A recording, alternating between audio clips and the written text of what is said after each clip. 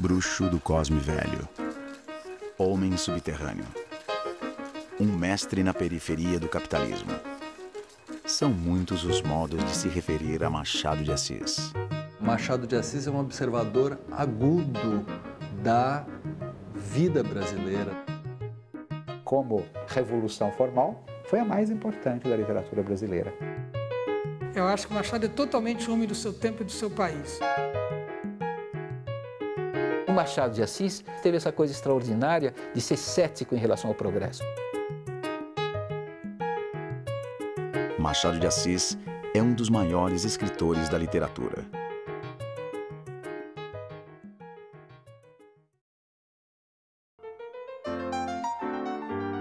O que se deve exigir do escritor, antes de tudo, é certo sentimento íntimo, que o torne homem do seu tempo e do seu país, ainda quando trate de assuntos remotos no tempo e no espaço.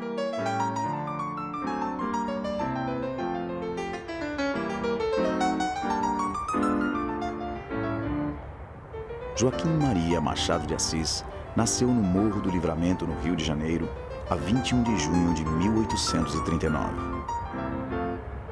Seus pais morreram cedo e Machado passou por dificuldades econômicas. No Morro do Livramento, ele era basicamente dominado por uma grande propriedade rural durante uma boa parte do século XIX, que era da família Barroso, né? Que era a propriedade dentro da qual a família do Machado de Assis havia sido dependente, agregada. Machado não fez estudos regulares e começou a trabalhar cedo. Aos 16 anos, era tipógrafo na editora de Paula Brito. Foi por intermédio de Paula que conheceu vários escritores e publicou seu primeiro poema em 1855. A estabilidade econômica veio aos poucos.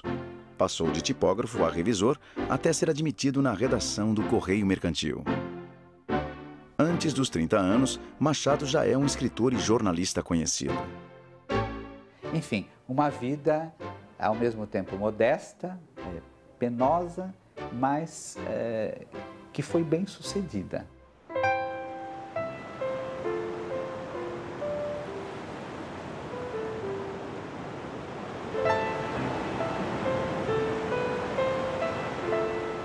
Um menino filho de uma lavadeira, de um pintor de paredes, que se torna jornalista, poeta, dramaturgo, escritor, romancista e presidente da Academia Brasileira de Letras e consagrado em vida, é alguém que atravessou a sociedade brasileira, né, de fora a fora.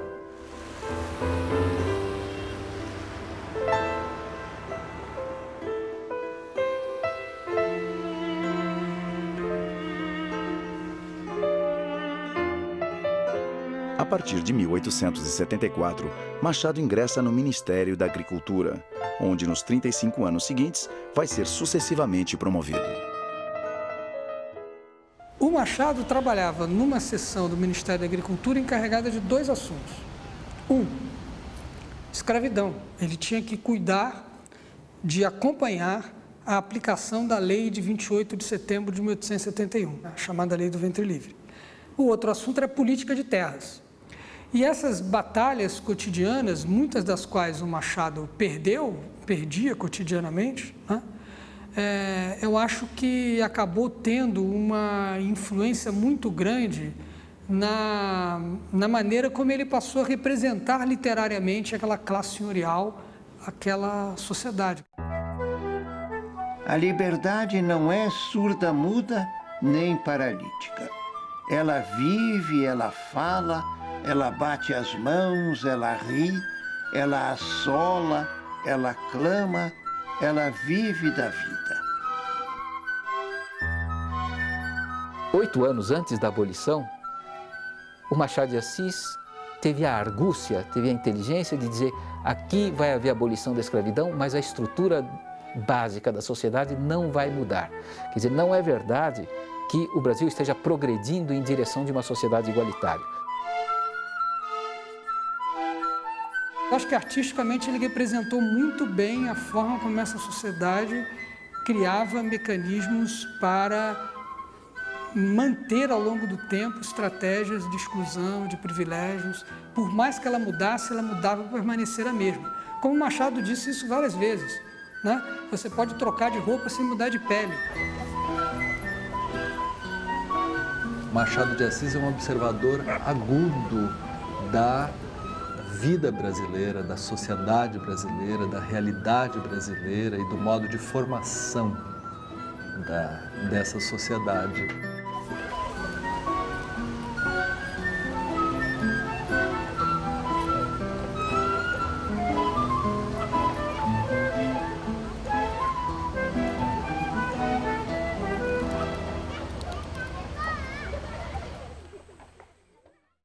A obra de Machado de Assis é dividida em duas fases.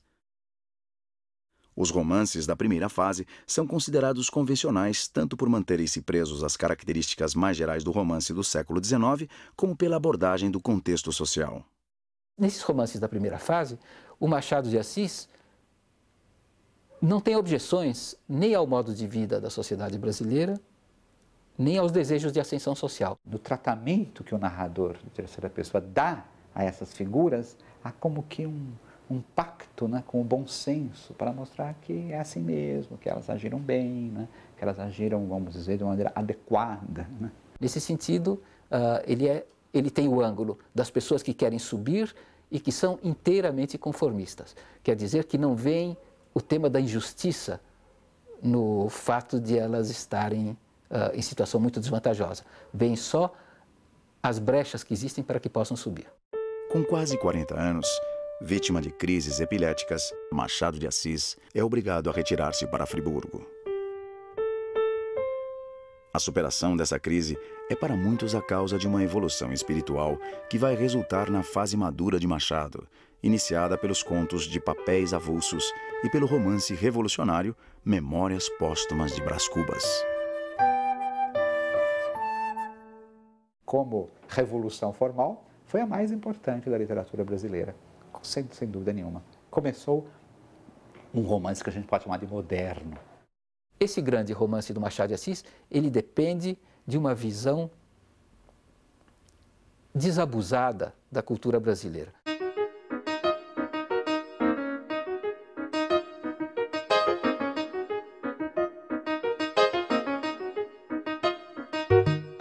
Ao verme que primeiro roeu as frias carnes do meu cadáver, dedico com saudosa lembrança estas memórias póstumas.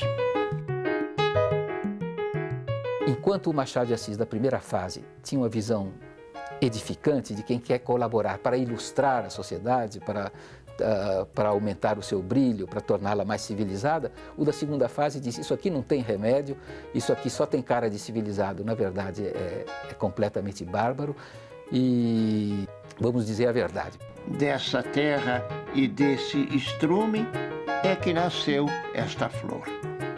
Quando chegou no Brás Cubas, o Machado deu a pena para o senhor.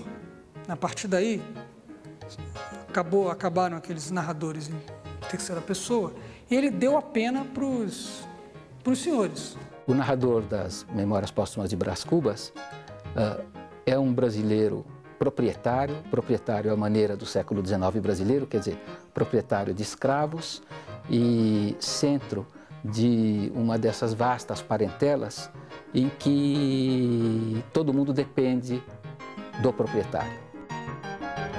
Eu que não sou propriamente um autor defunto, mas um defunto autor. Esse narrador, a parte do defunto aí não é para levar muito a sério, evidentemente, né? Esse narrador é um insulto ao leitor. Obra de finado. Escrevia com a pena da galhofa e a tinta da melancolia. E não é difícil antever o que sairá desse conúbio. Não há nada tão incomensurável como o desdém dos finados. O enredo de Brás Cubas, isso é muito importante, é de uma total banalidade. Brás Cubas nasce numa família muito abastada, A sua primeira educação é profundamente determinada pela situação da família escravista, quer dizer, ele começa andando a cavalo em cima do pajem dele, que é um escravozinho que deram para ele para isso mesmo, para ele montar a cavalo nele e chamar ele de besta, de cala a boca besta e essas coisas. Um pouquinho adiante, ele gasta uma fortuna com uma mocinha de vida fácil. Um pouquinho adiante, ele vai para a Europa fazer estudos onde ele não estuda nada. Os estudos dele são só uma maneira de obter a casca da civilização. A universidade me atestou em pergaminho uma ciência que eu estou longe de trazer arraigada em meu cérebro.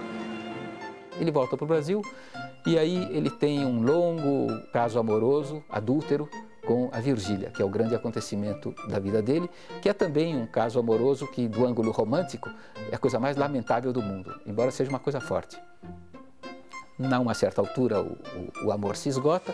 Você não merece os sacrifícios que ele faz. E ele, então, tenta virar político, tenta virar jornalista, se embrulha um pouco com filosofia, acaba fazendo beneficência e morre. Então, é uma vida em que nenhum projeto se realiza, em que nada é perseguido com energia, tudo acontece da maneira mais arbitrária, tudo depende do capricho total dele. Agora, esse capricho é autorizado por o quê? Esse capricho é autorizado pela propriedade de tipo brasileiro, escravista, clientelista e que dispensa inteiramente de trabalhar. Esse aqui é o ponto importante. Vulgaridade de caracteres, amor das aparências rutilantes, do arruído, frouxidão da vontade, domínio do capricho e o mais. Agora, a partir dessa situação, que é a situação dele, com todos os cacoetes ligados a essa situação, ele vai falar do mundo inteiro em escala enciclopédica. Quer dizer, do começo da humanidade até o final, dos tempos bíblicos até os tempos modernos, passando pela Revolução Francesa, fala de questões de política, de questões de amor, de questões de filosofia, de questões de religião, enfim, fala de todos os assuntos próximos e remotos. Mas o que aconteceu na realidade? Na realidade, ele submeteu a história do mundo, por assim dizer, e o mundo inteiro, aos caprichos, aos cacoetes autoritários de um proprietário brasileiro à maneira do século XIX, quer dizer, à maneira da sociedade escravista que havia aqui. O nosso Brasil é de assombrar e assombrar-se. O enredo, no caso, não conta a metade da missa. Entretanto, o ritmo desse enredo é sintetizado pelo narrador e reproduzido ao infinito. Então, é uma espécie de vida caprichosa contada de maneira caprichosa. Isso potencia esse capricho, que é articulado com a sociedade brasileira e dá a ele uma grande envergadura de grande livro. Aí é que está a força do livro.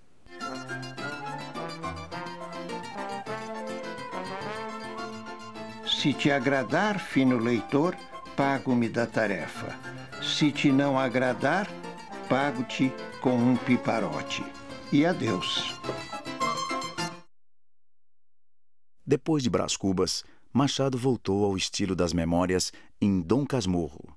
Nesse romance, ele trata novamente das elites brasileiras na prosa culta e elegante de Dom Casmurro, um senhor solitário que lembra de seu amor por Capitu, a morena dos olhos de ressaca.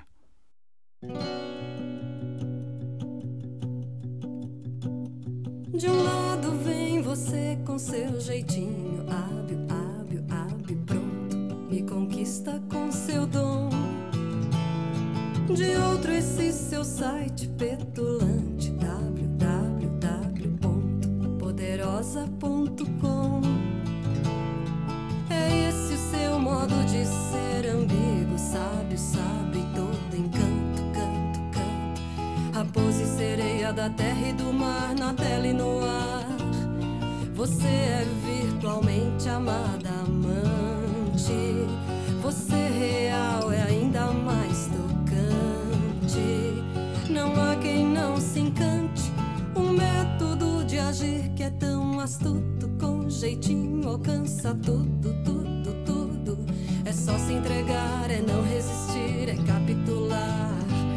Capitu, a ressaca dos mares, a sereia do sul, captando os olhares, nosso totem tabu, a mulher em milhares, Capitu, de um lado vem você. Dom Casmurro conta, sobretudo, a história do seu amor de adolescência, que vai até um casamento e que termina mal, porque ele chega à conclusão de que a mulher o tinha traído, que o filho dele não era dele, mas do melhor amigo, conclusão que faz que ele põe a mulher para fora de casa, expulsa ela para a Suíça, exila ela na Suíça e nunca mais vê o menino, a não ser no fim da vida.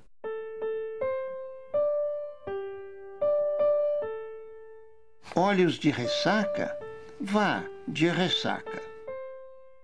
Traziam não sei que fluido misterioso e enérgico, uma força que arrastava para dentro como a vaga que se retira da praia nos dias de ressaca. Há, de fato, um drama aqui. Um drama que termina com a acusação, a culpabilidade. Não tenho mais nenhuma vontade de viver. Escobar. O foco dessa recapitulação da vida amorosa dele é centrado no seguinte: Capitu me traiu ou não me traiu? E sempre se disse que esse fato de não se saber se Capitu era culpado ou não era um dos encantos do romance, porque aí o romance é sempre lido e relido, né? Com a preocupação de encontrar as pistas. É claro que as pistas estão dadas pelo narrador. Que a minha primeira amiga e o meu maior amigo, tão extremosos ambos e tão queridos, quis o destino que acabassem juntando-se e enganando-me. Esse narrador é um narrador parcial, é um narrador que está contando a história de maneira tal que nós cheguemos à conclusão de que ela de fato traiu. Nesse momento, a personagem muda inteiramente de figura. A questão deixa de ser Capitu traiu ou não traiu e a questão passa a ser por que esse cidadão está querendo nos convencer de que a Capitu traiu. Vocês sabem que Dom Casmurro é narrado por um viúvo já de mais de meia idade, que escreve divinamente, culto, saudoso da sua infância e dos seus primeiros amores. Enfim, uma espécie de figura ideal de moço bom das elites. Então, o leitor tende a aderir ao ponto de vista dessa personagem.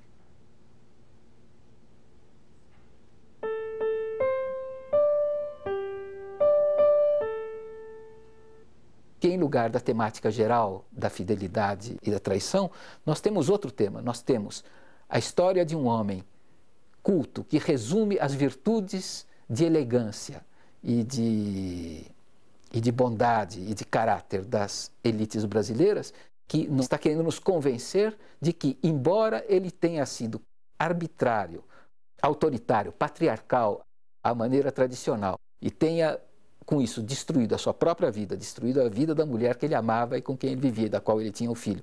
Ele está querendo nos convencer que, com tudo isso, ele é uma pessoa civilizadíssima e que ele tem razão.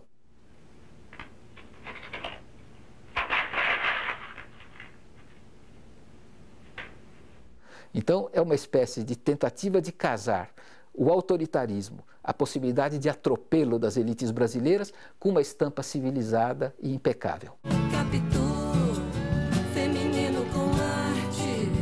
Traição atraente, um capítulo à parte, quase vírus ardente, imperando no site, Capitu. Além dos romances, Machado escreveu cerca de 200 contos. São alguns dos melhores contos da literatura brasileira. Machado escreveu muitos contos.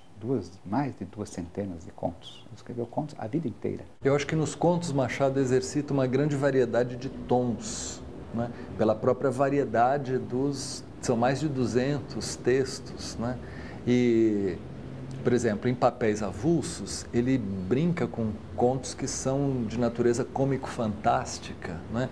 Contos, por exemplo, A Sereníssima República, que é a paródia de uma conferência de um padre que fala sobre a vida política entre as aranhas, por exemplo. Esse tipo de situação, Machado de Assis desenvolveu muito muitas vezes em contos. Os contos de Machado acompanham a escrita dos seus romances. Também nos contos de Machado há uma divisão. Eu acho que Papéis Avulsos é um livro que tem profunda ligação com Memórias Póstumas de Brás Cubas e são quase contemporâneos. Mas tem contos como Missa do Galo, onde a gente reconhece um parentesco com Dom Casmurro. Os melhores contos de Machado são contos que acompanham a feitura de Brás Cubas e dos romances posteriores, mas sobretudo a grande década de 80. Machado de Assis realizou em sua obra o programa literário contido num pequeno ensaio seu, Instinto de Nacionalidade. O que se deve exigir do escritor, antes de tudo, é certo sentimento íntimo, que o torne homem do seu tempo e do seu país, ainda quando trate de assuntos remotos no tempo e no espaço. O que significa falar de assuntos remotos no espaço e no tempo, quer dizer do mundo inteiro, como brasileiro, como homem do seu tempo e do seu país? Isso é fácil dizer, mas é difícil de explicar.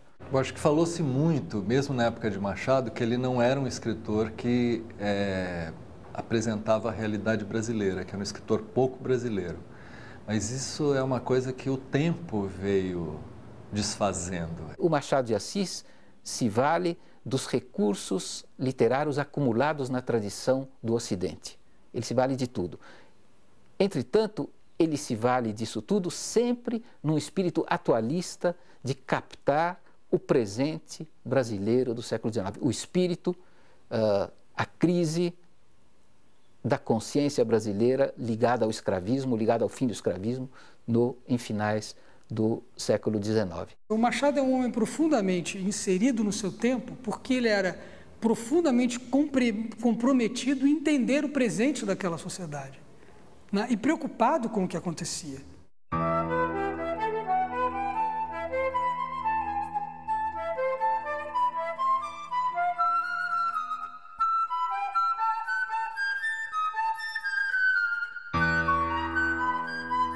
Quando nós falamos em periferia de capitalismo, nós estamos pensando numa espécie de quintal do mundo, né? Um lugar onde não acontece o essencial da sociedade contemporânea e da sociedade moderna. A arte, nesse sentido, é uma coisa muito peculiar, porque o fato é que muita arte de primeira qualidade se produziu em condições periféricas. E ser um mestre na periferia do capitalismo é encontrar a maneira pela qual essas inferioridades se articulam com as ditas superioridades do centro. E mais, uma vez que nós entendamos que essas coisas são complementares, a periferia passa a ser uma perspectiva crítica importante para entender e discordar da direção que os países centrais, que o núcleo central do capitalismo está dando, a direção que ele está dando ao curso da história contemporânea. E, nesse sentido, o Machado é realmente um grande mestre na periferia do capitalismo. Joaquim Maria Machado de Assis morreu aos 69 anos, em 29 de outubro de 1908.